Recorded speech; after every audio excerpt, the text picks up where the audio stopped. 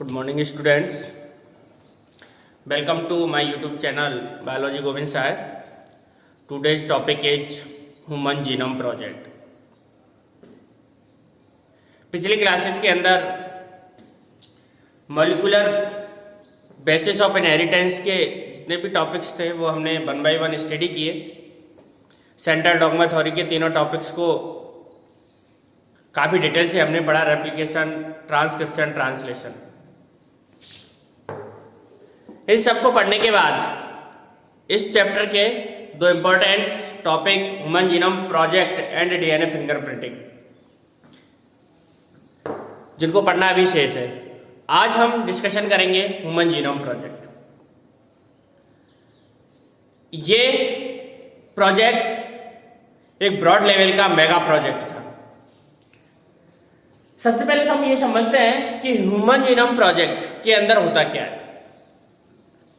आप लोग जानते हैं कि जो ह्यूमन सेल्स रहती है उसके अंदर 46 क्रोमोसोम्स पाए जाते हैं। एक जो सेल होती है 46 क्रोमोसोम्स या 23 पेयर क्रोमोसोम्स, और ये 23 जो पेयर क्रोमोसोम्स है, ये सेल है, मैं बना देता हूं इसके अंदर, ये एक पेयर है। इस प्रकार के 23 पेयर सेल्स के अंदर पाए जाते हैं। ये होमोलॉगस क्रोमोसोम्स कहलाते हैं। यानी ह्यूमन सेल्स के अंदर इस प्रकार के कितने पेयर पाए जाएंगे? 23 पेयर पाए जाएंगे। ये जो प्रोजेक्ट है इसके अंदर जो ह्यूमन जीनोम के जो क्रोमोसोम्स है, यानी जो डीएनए का जो सीक्वेंस है न्यूक्लियोटाइड का, न्यूक्लियोटाइड पर नाइट्रोजन बेस का जो सीक्वेंस है उसको डिटरमाइन इस प्रोजेक्ट के अंदर किया गया है। एक बार फिर बता देता हूं, ह्यूमन जीनोम प्रोजेक्ट इसका मेन एम या गोल क्या था, यानी किस लिए ये लाया गया था। ह्यूमन के जो 23 क्रोमोसोम्स है, 23 क्रोमोसोम्स पेयर है, उनके अंदर डीएनए पाया जाता है। तो इनके डीएनए का जो न्यूक्लियोटाइड है, डीएनए के न्यूक्लियोटाइड पर नाइट्रोजन बेसिस के सीक्वेंस को डिटरमाइन किया जाता है। ये डीएनए है तो इस पर ये सीक्वेंस पाया जाता है, ए सी जी टी सी सी जी। ये कोई स्टैंड है, इस पर इसका सीक्वेंस पाया जाता है। अनदर जो स्टैंड होगा उसका सीक्वेंस ये होगा। तो कंप्लीट डीएनए का 23 ऑटोसोम 23 पेयर में से जो हमारे 46 क्रोमोसोम्स है, यो कह सकते हैं हम 23 ये होमोलॉगस क्रोमोसोम्स है, यानी इस क्रोमोसोम्स के जीन का जो सीक्वेंस होगा वही इस जीन का होगा, सिमिलरिटी होगी दोनों की।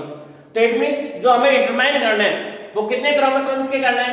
46 में से 24 ऑटोसोम्स रहते हैं एंड एक्स एंड वाई, ये सेक्स क्रोमोसोम्स रहते हैं, ये दोनों डिफर है। तो इट मींस ऑटोसोम्स में से ये सिमिलर है, तो इसके कितने हो गए? 22 और एक्स एंड वाई तो 24, टोटल 24 क्रोमोसोम्स का न्यूक्लियोटाइड का जो सीक्वेंस है बेसिस का वो डिटरमाइन इस प्रोजेक्ट के अंदर किया गया है। क्योंकि जो हमारा 23वां पेयर है सेक्स क्रोमोसोम, उसके अंदर एक्स और वाई दोनों क्रोमोसोम्स अलग अलग पाए जाते हैं। तो सबसे पहले तो हमें यही समझना है कि ह्यूमन जीनोम प्रोजेक्ट के अंदर जो 46 क्रोमोसोम्स है उनमें से 24 chromosomes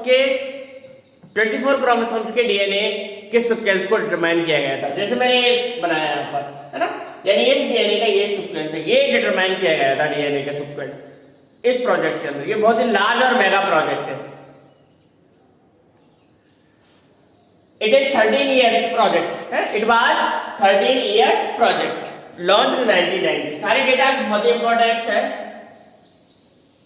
All data are very important. तो हम 1 by 1 जो प्रोजेक्ट है उसको 1 by 1 स्टडी करेंगे, है ना। एट फर्स्ट हमने इसकी जनरल बातें देखेंगे कि what is human genome project, human genome project क्या होता है, किसने इसको लॉन्च किया, ये इंटरनेशनल प्रोजेक्ट है। देन फिर इसको मेगा प्रोजेक्ट क्यों कहा जाता है, इस बारे में भी हम डिस्कशन करेंगे। Then what is goal of mega project, इस मेगा प्रोजेक्ट के क्या गोल है, क्यों लगाया गया था इतना भारी भरकम बजट, इस पर क्यों खर्च किया गया था, 9 बिलियन बजट इस मेगा प्रोजेक्ट पर एक्सपेंडिचर किया गया था। देन मेथोडोलॉजी, 2 मेथड है जिनकी हेल्प से डीएनए के सीक्वेंस को डिटरमाइन किया गया था, उनके बारे में भी हम डिस्कशन करेंगे।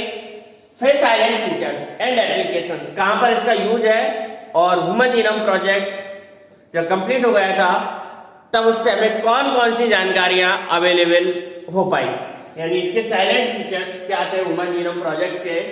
देन जब ये ह्यूमन जीनोम प्रोजेक्ट कंप्लीट हो गया 2003 के अंदर, देन इसका एप्लीकेशन और किन किन एरियाज के अंदर किया जा सकता है, ये 1 बाय 1 हमें इस ह्यूमन जीनोम प्रोजेक्ट के अंदर स्टडी करना है। एक बार फिर बता देता हूं, फर्स्ट हमें ह्यूमन जीनोम प्रोजेक्ट की जनरल हिस्ट्री के बारे में पता करना है, फिर इसके गोल क्या, हमें ह्यूमन जीनोम प्रोजेक्ट के क्या गोल है, इसको मेगा प्रोजेक्ट क्यों कहा जाता है, देन मेथड कौन कौन से है जिनकी सहायता से डीएनए के सीक्वेंस को डिटरमाइन किया गया था, then salient features of human genome project and finally application of human genome project. तो 1 बाय 1 को हम स्टडी करते हैं। तो सबसे पहले general history of human genome project, human genome project की जनरल हिस्ट्री। तो first point, it was 13 years project, it was 13 years project, launch date 1990 and it was completed in 2003. तो इट इज 13 इयर्स प्रोजेक्ट हो गया, ये 13 साल में complete होने वाला प्रोजेक्ट है। It is 13 years project, it launch 1990 and completed in 2003, first बार है ना। इसको इंटरनेशनल प्रोजेक्ट कहा जाता है क्योंकि इसके जो मेजर पार्टनर्स थे वो लगभग सभी देश, मेजर पार्टनर में एक तो अमेरिका था और यूनाइटेड किंगडम, ब्रिटेन जिसको कहा जाता है, ये मेजर पार्टनर थे। बाकी और भी कंट्रीज थे जिनका कंट्रीब्यूशन इस प्रोजेक्ट के अंदर था। तो इट कोऑर्डिनेटेड बाय, ये बहुत इंपॉर्टेंट है, सारे एनसीईआरटी के डेटाज है इसलिए आपको ये अच्छे से पढ़ने हैं। It coordinated by the US department of energy and the national institute of health,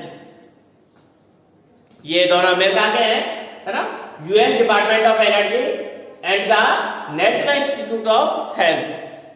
Wellcome Trust United kingdom की, ये बाद में शुरुआत इन्होंने की थी, बाद में इसका मेजर पार्टनर वेलकम ट्रस्ट जो कि यूनाइटेड किंगडम का है, और अदर कंट्रीब्यूशन करने वाले जो कंट्रीज हैं उनमें जापान, फ्रांस, जर्मनी, चाइना और भी अदर कंट्रीज हैं जिन्होंने इस प्रोजेक्ट के अंदर पार्टिसिपेट किया।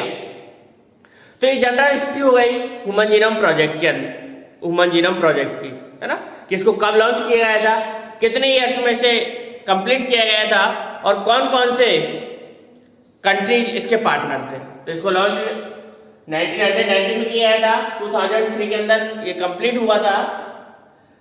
कोऑर्डिनेट्स जो कंट्रीज है उसमें अमेरिका, जिसके 2 department, US department of energy and the national institute of health, Wellcome Trust of United kingdom, Japan, France, Germany and China. Complete ये 2003 के अंदर हो गया, बट एक जो क्रोमोसोम्स था फर्स्ट, उसका जीन 2006 के अंदर कंप्लीट हुआ। तो इस बात का ध्यान रहे, ये प्रश्न बहुत बार पूछा जाता है, उसको आगे जब हम इसके साइलेंट फीचर्स पढ़ेंगे तब मैं बता दूंगा कि जो बाई क्रोमोसोम्स है वो 2006 के अंदर कंप्लीट हुआ था। तो ये तो फर्स्ट जनरल हिस्ट्री हो गई इसकी मेगा प्रोजेक्ट की। अब नेक्स्ट क्वेश्चन है कि इस मेगा प्रोजेक्ट को, इस ह्यूमन जीनोम प्रोजेक्ट को मेगा प्रोजेक्ट क्यों कहा जाता है ना, mega project, mega project.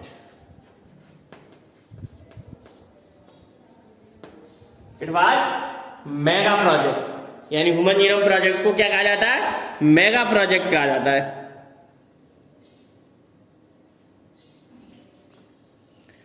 Mega project, है ना, ये था ना क्वेश्चन नेक्स्ट कि ह्यूमन जीनोम प्रोजेक्ट को मेगा प्रोजेक्ट क्यों कहा जाता है ना। तो उसकी कुछ डिटेल्स है ना, मेगा प्रोजेक्ट की। मेगा प्रोजेक्ट इसको इसलिए कहा जाता है क्योंकि ये बहुत ही ब्रॉड यानी बड़ा प्रोजेक्ट था, और बड़ा प्रोजेक्ट कैसे कह सकते हैं, क्योंकि ह्यूमन जो सेल होती है, एक ह्यूमन सेल होती है, उसके अंदर एस्टिमेट जो बेस पेयर्स थे उनका जो नंबर है लगभग कितना 3 बिलियन। इतने बेस पेयर्स पाए जाते हैं ह्यूमन सेल के अंदर। टोटल जो डीएनए या क्रोमोसोम्स थे जिनका डीएनए सीक्वेंस किया गया था वो 24 थे, and by determining the complete nucleotide sequence of DNA each chromosomes 22 autosomes, जिनमें से 22 ऑटोसोम्स थे, एक एक्स क्रोमोसोम था एंड अनदर वाई क्रोमोसोम। तो टोटल 24 क्रोमोसोम्स के डीएनए के सीक्वेंस को डिटरमाइन किया गया था इन दिस प्रोजेक्ट। तो एक सेल के अंदर जो ह्यूमन जीनोम है उसके अंदर जो बेस पेयर पाए जाते हैं बीपी मींस बेस पेयर, इस बात का ध्यान रखें, है ना। हमने जब न्यूक्लियोटाइड और न्यूक्लियोसाइड पढ़ा था तो वहां पर ये बेस पेयर दो पैरेलल न्यूक्लियोटाइड चेन ऐड होती है हाइड्रोजन बॉन्ड की सहायता से। तो वहां पर जो न्यूक्लियोटाइड्स में जो हाइड्रोजन बॉन्ड बनाते हैं वो नाइट्रोजन बेस्ड है। तो टोटल जो क्रोमोसोम्स का डीएनए सीक्वेंस डिटरमाइन किया गया था वो 24 थे। Human genome consist, human genome के अंदर जीनोम मींस होता है हैप्लॉइड क्रोमोसोम्स, है ना। ये 46 में से 23 हैप्लॉइड क्रोमोसोम्स कहलाते हैं। तो human genome consist of approximately 3 billion, या इसको हम 3 × 10⁹ बिलियन बेस पेयर। बीपी का मतलब हम बिलियन नहीं है, बेस पेयर है। टोटल जो बेस पेयर है उनको सीक्वेंस किया गया था, उनके सीक्वेंस को डिटरमाइन किया गया था, उनका नंबर कितना है 3 बिलियन बेस पेयर। और इनकी कॉस्ट यानी एक बेस पेयर के सीक्वेंस को डिटरमाइन करने का जो कॉस्ट है वो $3 है, $3। ये सिंबल डॉलर का है, सिंपली एस जो लेटर होता है उसको इस प्रकार से काट दो तो $1 का सिंबल आ जाएगा। तो ये टोटल नंबर 3 × 10⁹ बेस पेयर, इतने सारे बेस पेयर्स थे, 3 बिलियन बेस पेयर।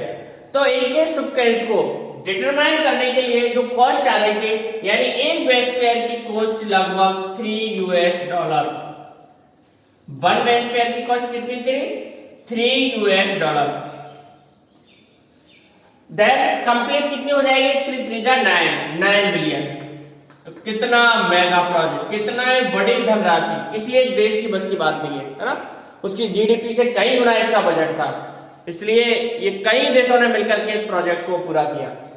तो टोटल कॉस्ट, तो एक था कॉस्ट ऑफ सीक्वेंसिंग रिक्वायर्ड $3 पर बेस पेयर, यानी एक बेस पेयर के सीक्वेंस को डिटरमाइन करने के लिए जो कॉस्ट आ रहा था, जो एक्सपेंडिचर आ रहा था वो $3 आ रहा था। तो टोटल कॉस्ट कितनी हो गई इस प्रोजेक्ट की? $9 बिलियन। तो इस हिसाब से इन बेस पेयर्स के सीक्वेंस को जानने, पहचानने या डिटरमाइन करने में जो टोटल कॉस्ट आ रही थी वो 9 बिलियन कॉस्ट आ रही थी। इतना भारी भरकम बजट किसी एक कंट्री इतना एक्सपेंडिचर नहीं कर सकता, इस बात का ध्यान रहे।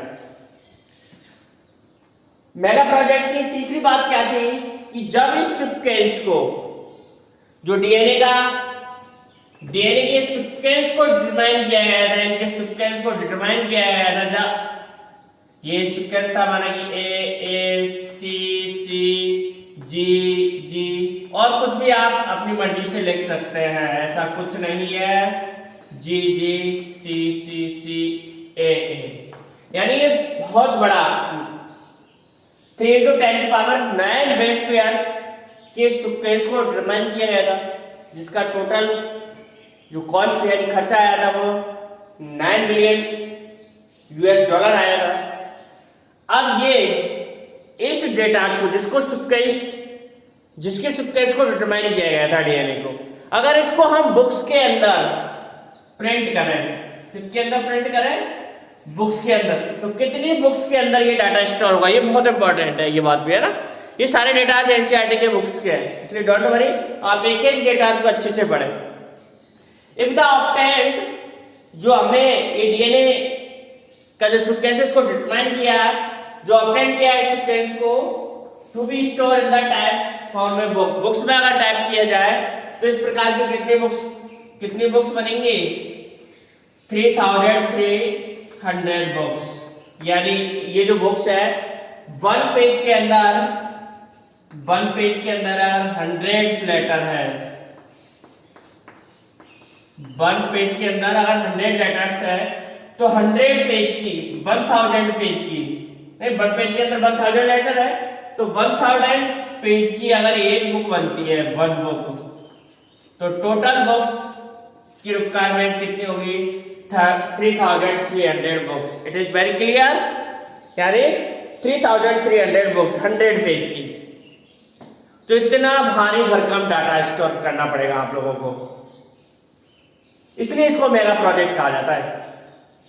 एक बार और समझ लो, ह्यूमन जीनोम प्रोजेक्ट के अंदर टोटल 24 क्रोमोसोम्स के सीक्वेंस को डिटरमाइन किया गया था। एक base pair, total human genome के अंदर बेस पेयर्स का नंबर 3 × 10⁹ बेस पेयर है। BP मींस बेस पेयर है। एक बेस पेयर के सीक्वेंस को डिटरमाइन करने का जो एक्सपेंडिचर आ रहा था वो $3 आ रहा था। तो टोटल एक्सपेंडिचर है, टोटल जो खर्चा हो गया वो $9 बिलियन हो गया। इस प्रकार के डिटरमाइन सीक्वेंस को बुक्स के अंदर अगर टाइप किया जाता है, प्रिंट किया जाता है, तो वन पेज के अंदर 1000 लेटर्स टाइप होंगे। तो इस प्रकार के 100 पेज की अगर एक बुक बनती है तो टोटल जो बुकों की रिक्वायरमेंट होगी इस डाटा को स्टोरेज करने के लिए वो 3300 होगी। It is very clear. एक इसी के अंदर एक नई ब्रांच, यानी इतना भारी भरकम डाटा हो गया, अब इसको स्टोरेज करना है, तो स्टोर करने के लिए एक कंप्लीट सॉफ्टवेयर, ऐसे नए सॉफ्टवेयर का बनाना और उनके अंदर इस डाटा को स्टोर करना। तो एक नई ब्रांच बिल्कुल इससे कनेक्टेड हो गई और वो इसी से अटैच है। अक्सर एक नंबर में पूछी जाती है बायो इन्फॉर्मेटिक्स।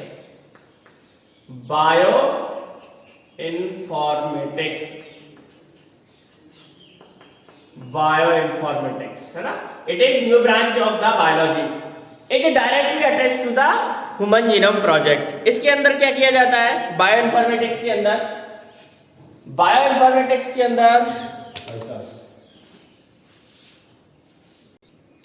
हाँ बच्चों, तो नई शाखा कौन सी थी? बायो इन्फॉर्मेटिक्स, है ना। इसके अंदर क्या किया जाता है? इतने लार्ज डेटाज को, इतना जो भारी भरकम डेटाज है, इसके लिए सॉफ्टवेयर का फॉर्मेशन करना और डाटा को स्टोर करना, एनालिसिस करना और प्रोसीड करना, ये सब कुछ इस बायो इन्फॉर्मेटिक्स के अंदर किया जाता है। तो ये इतने बड़े मेगा प्रोजेक्ट के डाटा को एनालिसिस करना और फिर उससे रिजल्ट निकालना बहुत ही टिपिकल है ना। तो bio informatics directly related to the human genome project, है ना। जेनेटिक्स से डायरेक्टली रिलेटेड है। इन दिस ब्रांच, इस ब्रांच के अंदर to formation of new software to store data and process analysis, यानी डाटा को प्रोसेस करने के लिए, एनालिसिस करने के लिए और स्टोर करने के लिए एक नई ब्रांच है जिसके अंदर ह्यूमन जीनोम प्रोजेक्ट के डाटा को स्टोर किया जाता है और स्टोर करने के बाद उसको एनालिसिस किया जाता है। तो इसलिए ह्यूमन जीनोम प्रोजेक्ट को एक मेगा प्रोजेक्ट कहा जाता है। इसी में अब नेक्स्ट है goals of human genome project. Human genome project के क्या गोल्स थे, यानी किस लिए इतना भारी भरकम बजट एक्सपेंडिचर किया गया था? तो हम जानते हैं इसके क्या क्या गोल डिटरमाइन किए गए थे, जिनकी सहायता से ह्यूमंस को क्या बेनिफिट मिला ह्यूमन जीनोम प्रोजेक्ट की सहायता से। बेनिफिट की बात तो हम आगे करेंगे, पहले इसके हम गोल्स पर चर्चा कर लेते हैं। ह्यूमन जीनोम प्रोजेक्ट के जो मोस्ट इंपॉर्टेंट गोल्स है उनको वन बाय वन हम स्टडी करते हैं। ये तो हमने पढ़ लिया था कि जो बेस पेयर्स का नंबर है वो लगभग कितना था 3 × 10⁹ बेस पेयर, है ना। जो जीन्स का नंबर है ह्यूमन सेल के अंदर उनको लगभग 20,000 या 25,000 जीन्स एक ह्यूमन डीएनए के अंदर पाए जाते हैं। टू आइडेंटिफाई, तो इन जीन्स को आइडेंटिफाई करना पहला गोल तो क्या था कि ह्यूमन सेल के अंदर जो जीन पाए जाते हैं उनको आइडेंटिफाई करना, कितने जीन पाए जाते हैं और फिर उनके सीक्वेंस को प्रॉपर्ली डिटरमाइन करना। तो फर्स्ट गोल तो यही था, जीन का सीक्वेंस डिटरमाइन करना, है ना, टू आइडेंटिफाई द 20,000 या 25,000 genes in human DNA. Second point, to determine the sequence of the 3 billion base pair, है ना, जिनको अभी अभी हमने पढ़ा है, यानी टोटल जो बेस पेयर है उनका सीक्वेंस डिटरमाइन करना। सीक्वेंस का मतलब तो आप समझ ही रहे, बार बार मैंने बता दिया था, एक बार और देख लो, ये डीएनए है, तो इस पर ए सी जी यानी ये सीक्वेंस है, इसको डिटरमाइन करना है। इसी प्रकार से इसका कॉम्प्लीमेंट्री, ये डीएनए के सीक्वेंस को प्रॉपर्ली डिटरमाइन करना इस प्रोजेक्ट का मेन एम है, मेन टारगेट था। तो second point, to determine the sequence of 3 billion base pair, it is very clear. Third point, to store, है ना, बायोइन्फॉर्मेटिक्स ब्रांच की अभी अभी हमने बात की थी, यानी इस जो मेगाज डाटा है इसको प्रॉपर्ली स्टोर करना और स्टोर करने के बाद उसको एनालिसिस करके रिजल्ट निकालना, ये भी बहुत इंपॉर्टेंट, ये चैलेंजेस वर्क था। तो to store this information in database, है ना, ये पूरी इंफॉर्मेशन को डाटाबेस के अंदर स्टोर करना and improve tools for data analysis, और इस डाटा को एनालिसिस करने के लिए विभिन्न प्रकार के सॉफ्टवेयर या टूल्स को इम्प्रूव करना। ये सारा होने के बाद हम ये इतना भारी भरकम बजट खर्च कर रहे हैं ह्यूमन जीनोम प्रोजेक्ट पर, ये सब क्यों कर रहे हैं? क्योंकि जिससे इस टेक्नोलॉजी को यूज किया जा सके, इसके एडवांटेज को काम में लिया जा सके, है ना। तो टू ट्रांसफर, इसकी टेक्नोलॉजीज को अदर सेक्टर में ट्रांसफर करना, जैसे इंडस्ट्री वगैरह, इन को इस टेक्नोलॉजी को, इन सेक्टर्स को इस टेक्नोलॉजी को ट्रांसफर करना इसका एक गोल है। इसके सबके बाद ह्यूमन जीनोम प्रोजेक्ट है, आप लोग जानते हो कभी कोई काम किया जाता है तो उसके पक्ष और विपक्ष, है ना, दोनों ही तरफ के लोग रहते हैं, यानी उनको विरोध करने वाले भी रहते हैं और कुछ सहमति जताने वाले भी रहते हैं, है ना। तो इसके लिए कमेटी बनाई गई थी, एलसी। ध्यान रखना, ये बहुत बार पूछ लिया जाता है डायरेक्ट, व्हाट इज एलसी, है ना, क्योंकि इस प्रोजेक्ट से उठने वाले आवाजों या विरोध के स्वर को प्रॉपरली सॉल्व करने के लिए ये एलसी कमेटी को बनाया गया था। यानी टू, इसका मेन काम क्या था? To addresses the ethical, E for ethical, L for legal, S for social, I for issues, यानी ethical, legal and social issues को एड्रेसेस करना that may arise from the project, जो कि प्रोजेक्ट से रिलेटेड होती है, उनको एड्रेसेस करना और उनका प्रॉपरली समाधान निकालना। तो ये ह्यूमन जीनोम प्रोजेक्ट्स के गोल थे। यानी सबसे पहले तो जो आइडेंटिफाई करना जीन्स को आइडेंटिफाई करने के बाद जो बेस पेयर है उनकी सीक्वेंस को डिफाइन करना, डाटा को एनालिसिस करना, टेक्नोलॉजीज को दूसरे सेक्टर में ट्रांसफर करना, और फिर एक कमेटी बनाई गई थी जो कि इस प्रोजेक्ट से उठने वाले अराइजिंग आवाज को यानी इससे संबंधित इश्यूज को सॉल्व करती थी, जिसका नाम था LC, ethical, legal and social issues. बाकी का human genome project next class के अंदर पढ़ेंगे। ये इसका आधा पार्ट है, अभी हम इसके मेथड पढ़ने, क्या एडवांटेज है। तो ये ह्यूमन जीनोम प्रोजेक्ट का एक पार्ट हो गया। अगला पार्ट नेक्स्ट क्लास में पूरा करेंगे। सभी का धन्यवाद पढ़ने के लिए।